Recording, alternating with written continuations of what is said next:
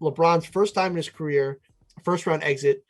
In our last show a few weeks ago, well, the last show that I was on, I had said that the Lakers were contenders, and maybe I shouldn't have gone that far, but the thing is though, the Lakers were up 2-1 in the series, and then AD got hurt and they went down.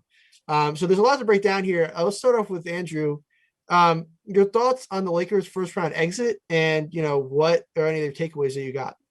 Yeah, so I said they were pretenders, and I had the Suns as my contenders, and I'm a big fan of the Suns. I like CP3 and Booker and what they're doing for sure. But the Lakers, I think, with AD and LeBron at full strength, I think obviously they're a championship team. They won the championship last year.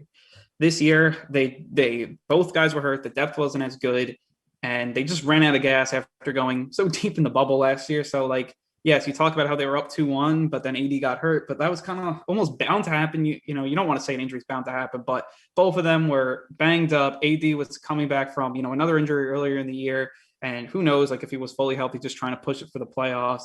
And then he gets hurt again, and then he tries to come back in Game 6, and obviously wasn't ready because he was taken out of that game very early on, and that was that. And the Suns are no pushover either. It's not like they were playing a bad team. It's not like they were the 2 seed playing like an 8 seed. Or a 7 seed. They were, playing a Suns team that to me is championship caliber or right around there. Definitely the class of the Western Conference, or one of the teams that's the class of the Western Conference. And I think you put all that together and, it's just, it ends up being a bad year for the Lakers. But I don't think it's like panic. LeBron, I don't think he loses his legacy or whatever just because he lost 1 year in the first round. I think it happens to a lot of guys. And especially I think after the bubble, I'm going to give them a break because they had a 2-month break coming into this year and playing another long season. So we'll see next year if LeBron still, and AD doesn't work out again, then maybe, you can talk about it. Right now, I'm not overreacting until this team next year has a lot of trouble and doesn't work out, which I predict probably won't be the case. Yeah, I think you said a lot of good things there. They had 2 months of an offseason. I mean, that is very unusual. Yeah. I mean, you look at both the Heat and the Lakers going out in the first round this year. They were both in the finals last year. A number of factors contributed to that. A lot of haters and people that look at headlines will say, oh, they're just bubble teams. They can't, they're not built, a lot of jokes. There was people calling Anthony Davis a Disney because they played at the Orlando bubble last year. LeMickey for Mickey Mouse Disney World. A lot of jokes, but in reality, the Lakers were really banged up this year. They lacked depth at the center position. They lost Dwight Howard. They lost JaVale McGee. I'm sorry, but Marc Gasol just cannot really play great in the post. He can shoot occasionally. He's slow. He's not mobile at all. They brought in Andre Drummond, but he clearly just doesn't really fit into their style of play, I guess is the best way of putting it. And Anthony Davis missed significant time. LeBron missed significant time. And I think that if they were hurt earlier in the season, they wouldn't have been rushed back in the same time frame. I think those injuries were longer term, but because the playoffs came up, they had to play. I think when you look at LeBron's legacy, it's pretty impressive. 14 first-round wins, I believe. This is his first loss.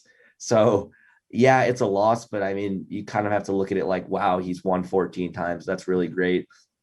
I don't think it really is going to put a stain on his legacy. I know all the big talk shows will be like, oh, did this, put the nail in the coffin that Michael Jordan is the greatest, different eras. This is one argument. This, we can talk about it, forever. But I think that LeBron at age 36 in year 18, what he's been able to do to still play at a reasonably high level, I think it's very impressive. Lakers went out early. I actually thought they weren't going to go out to the Suns, but the Suns, I think with this win, shows that I think they're my favorite to come out of the West now. I was saying that whoever won that series, it also comes down to the Clippers-Mavs game tomorrow. I think if the Clippers move on, they could also have a good shot at moving on. So lots of moving parts here, but definitely a lot of fun in the Western Conference side of the playoffs. Yeah, I mean, I think, I think this whole narrative that LeBron is it's so annoying because you go on Twitter and you see it's obviously all these LeBron haters, these Nick fan pages and like all these other people.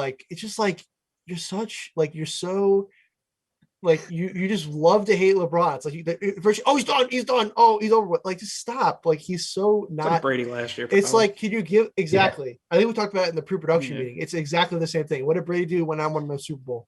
And I'm not counting out LeBron until the guy can't walk anymore or has 3 or 4 bad years. I mean, the simple fact is the guy missed how many games did he miss this year? Like 20 something games. Like a because, third of the season. Yeah. Yeah, because of like the high ankle sprain, which by the way, to be perfectly honest, I still don't think he really recovered from that. He just wasn't driving the same way. He didn't look the same. He was pretty passive. I mean, he obviously wasn't the same guy. He clearly hasn't recovered. So number one. Number two, like I love LeBron. I think he's honestly my favorite player of all time. I'm a LeBron guy, but like the simple fact is, yeah, I'm putting it out there. I don't care. It's true. If you didn't know that, I'm a LeBron guy. But the bottom line is, the LeBron needs shooters around him. I mean, you think about when he's at the Heat, Ray Allen, all this other stuff. Like he needs their best 3-point shooter was KCP, Kentavious Caldwell-Pope. Like, and he was terrible. Like they had no shooters on this team. Dennis Schroeder was terrible. Kyle Kuzma should be sent to the moon. Like literally, this team was awful. And I'm sorry, when AD and LeBron are both healthy, well, I don't think either of them were that healthy, but you saw what happened. They went up 2-1. And as soon as AD went out, that's when they started to crumble. And I don't think LeBron is the same without him. You know, it was sad to see. But I'm not counting LeBron out. The shortened off season, the injury, there's just so many reasons that can explain why this team was what they were. And all these LeBron haters counting him out, get ready for next season when he comes in and he runs like a steamroller over your team. I mean, I'm not counting him out yet.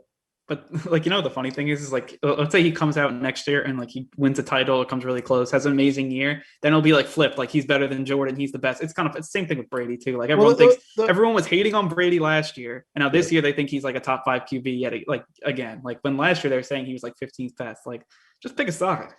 Yeah, and it's like it's like all the LeBron haters like, oh, he lost in the first round. Like, oh yeah, you know who also lost in the first round? Kobe. And like but you don't want to talk about that. Like it's just the pick and choose. And my other thing is like, can't they all just be great? Can't we just like all say they're great? Why does one have to be like only in basketball is this debate like so intense? You really don't see this in any other sport.